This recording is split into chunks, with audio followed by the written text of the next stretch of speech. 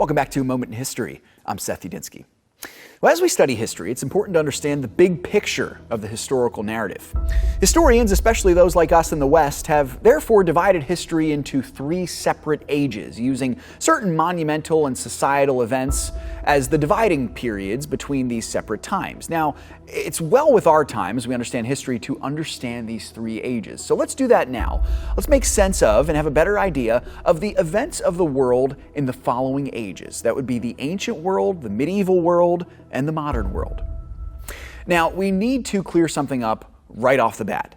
When did the world actually begin? We need to know this because phase one, the ancient world, starts here, as common sense would tell us. Now, common historical knowledge, the biblical worldview, and just plain old common sense tells us that the world began when God spoke it into existence. And I would argue that this happened very likely between the years 8000 and 4000 BC.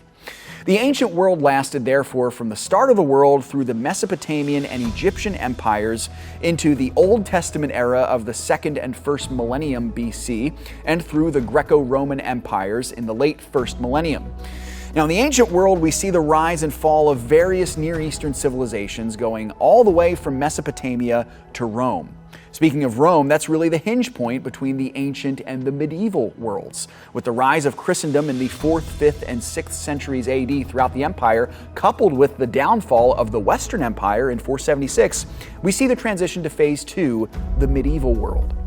Now, in the medieval world, we see a continuation of the emphasis on religion, particularly Christianity, in the West. This is really the age of Christendom. We see the rise of the church, the rise of feudalism, the formation of kingdoms, the rise of Islam, the wars of religion in the Crusades, and the strife between church and state.